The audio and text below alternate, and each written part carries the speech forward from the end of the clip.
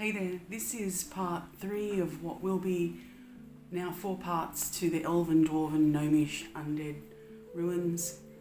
I put static grass on it, as you can see, but I didn't put it in the video because I just ran out of time. It would have been a month long, so I thought I'd save it for part 4 if you want to see how the static grass is done. And I hope you enjoy the video. I started off creating some interior rear walls because I wanted to make what looks like little rooms going off into the rear of the diorama. I felt it looked just sort of almost one-dimensional as one wall, so I thought I'd build it out. I just got some foam core board and peeled it off camera so you wouldn't hear me screaming Serenity Now for 30 minutes. And then I just lightly ruled in the brickwork.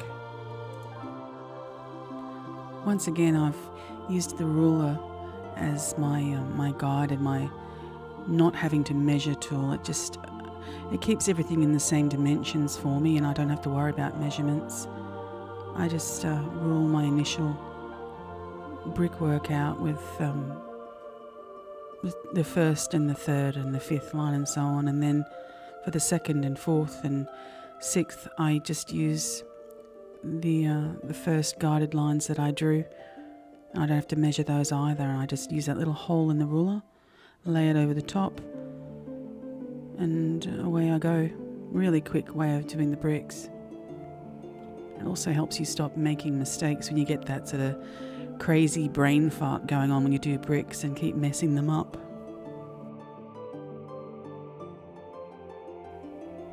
Just give them a nice go over with a lump of concrete if you've got one. It's great. I can just sort of roll it around and it makes such numerous different patterns in it. There's nothing consistent about it, which is exactly what I want.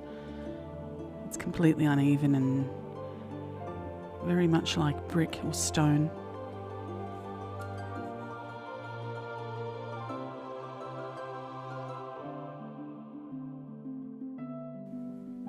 As always, I give them the same sort of colour with the black, white, brown, blue and yellow. I just want to give it an off-white sort of stone colour, really basic. Just unload your brush and give it a nice dry brush. Being foam too, it will soak in quite a lot, so don't worry if it looks too heavy on the first go. And back to the brown ink and watered down, and I'm going to make this dirty again.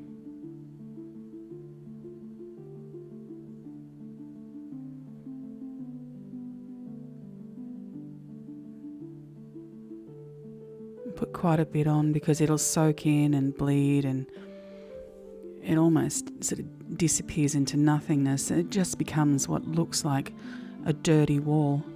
It kind of looks like mould. It's really good. It's a little bit wet still, but you can see how it's soaked into it and just gone into the tiny little indentations. And now it's time to do, this is going to be the lower part of the wall because it's upside down, because I want it to bleed down. So it'll look like there's, dirt and moisture and that sort of thing at the base of the wall that's been creeping up it. So I put plenty of this on and then just let it bleed as far as it will travel. You can see it already, just disappearing as it goes, so you need quite a bit of it. Just lean it up and let it do its own thing. I'm just going to lighten it a little bit again, just so it can bring out any highlights I might want to bring out, and just gives it some more depth from the dirty wash that was put on beforehand.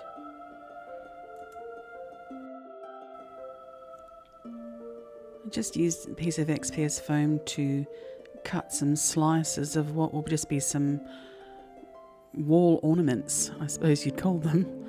I just cut them all the same thickness and gave them a sanding just to curve the edges a little and to make them porous.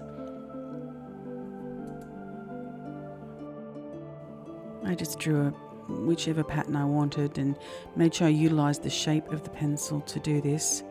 Even little things like this tag, I don't know what it is, but use the shape, whatever makes it easy, because it's very difficult to draw on foam because the lightest touch will be permanent. Pencils are excellent for making a beveled edge.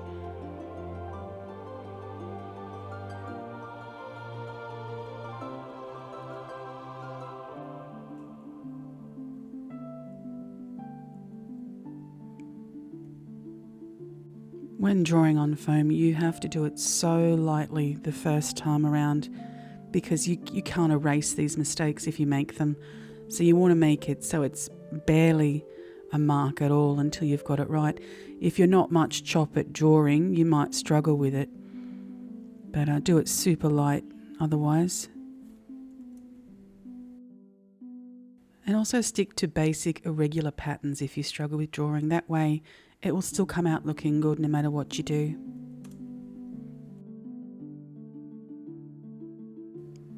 Stain them with the brown ink. And then I just gave them all that rose gold theme again. I did some of these in silver and got some feedback from a great online group, and it was a unanimous vote that they should be gold. And I'm sure everybody was 100% right on that because it was just, there was something wrong about the silver with these. The gold looks quite good. Just keep a toothpick handy so you can clean up any little mistakes that you make so you don't lose any of your drawing and your lines or your depth.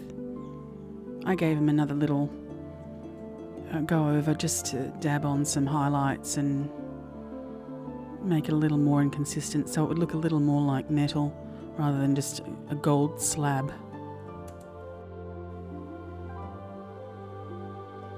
They don't look too bad. They're a bit of a quick, easy thing, but I don't mind.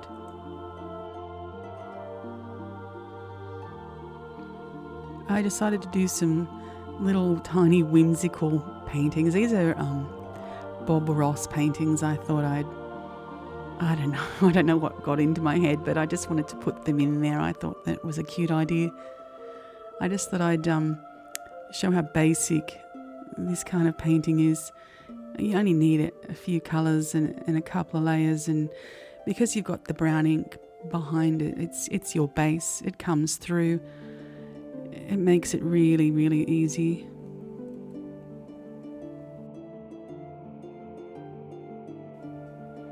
You can see just the second layer with a lighter green. It's all about the play on light and shadow, and it's just so easy. It is all about fooling the eye.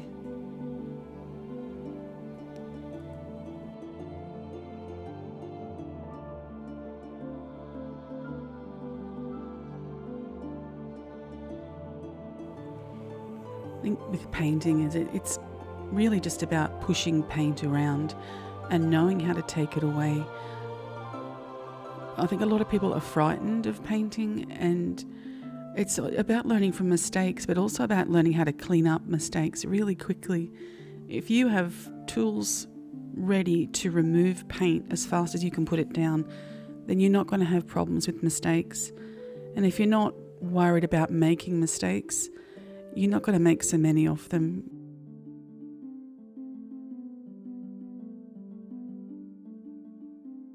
I think one of the best things that you can do when you are unsure about painting is just try and relax into it, and just remember that you're trying to create something that appears to be somewhat real, and don't go just trying to replicate an object because you'll struggle. Just let it happen on its own. You'll find things work out far better when you don't try quite so hard.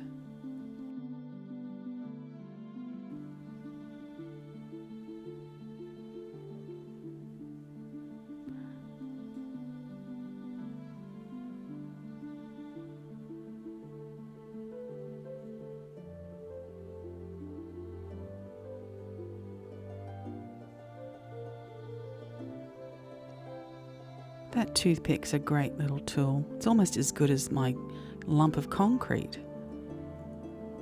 Can do everything with it.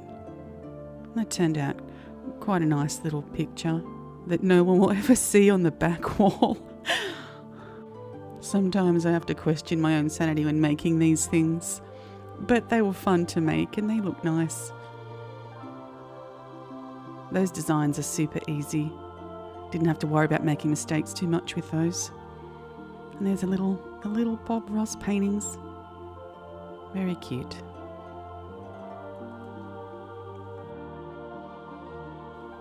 A little cupboard that I made out of XPS foam, just scored it and used toothpicks for the grain. It's a rough little piece, but no one will see that one either, being in the back. And this little table out of the XPS foam again, and my little legs were leftovers from the stairs, so that was pretty convenient. Some little beads and things to look like containers and jars. A little foam book that I made. I need to make about 50,000 of these for the next video. That'll be fun.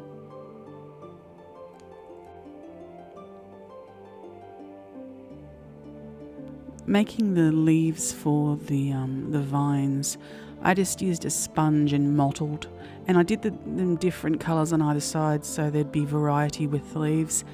But I found that the yellow leaves just turned out ridiculous looking, so I had to rectify that problem. So don't use yellow, it doesn't work. For the vines themselves, I just used some twine, soaked it in brown ink. Then I used flocking that I made from sawdust and the little leaves that I cut out. You can see the yellow kind of looks okay there, but once it was on, something was very wrong about it. It didn't look natural anymore. I could possibly have just used a much greener flocking on the twine itself and it may have worked. They don't look too bad for a first attempt, I suppose.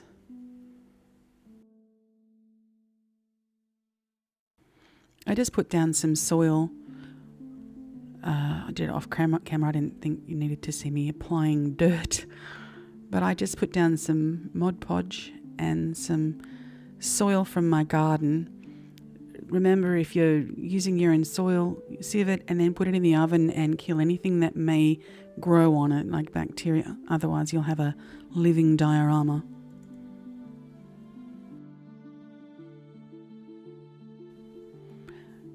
And I'm going to use the brown ink.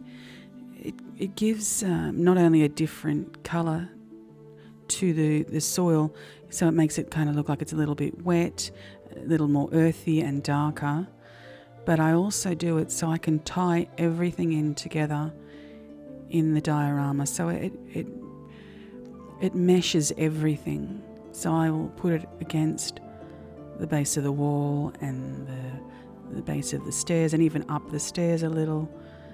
It will help sort of bind everything together visually. At the moment, everything kind of looks like it's free floating. Once I pull it together with the brown ink, it really, you can see that it just draws everything together, makes everything look connected.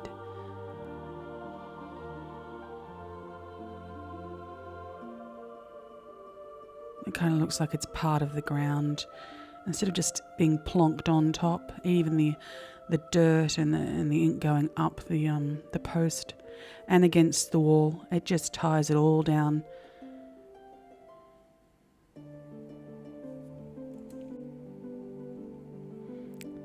Gives it a nice wet earth look too. I really like that, especially once you get the grass on top and the earth just sort of comes out much richer looking underneath.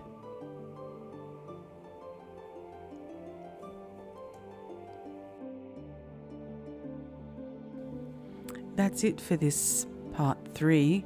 I have an awful lot I still want to do with this. I want to put in a lot of foliage and bushes and flowers and tufts of grass, some trees and furniture, maybe a couple of skeletons, wall hangings. There's a lot to do. I hope you enjoyed the video and I'll see you next time.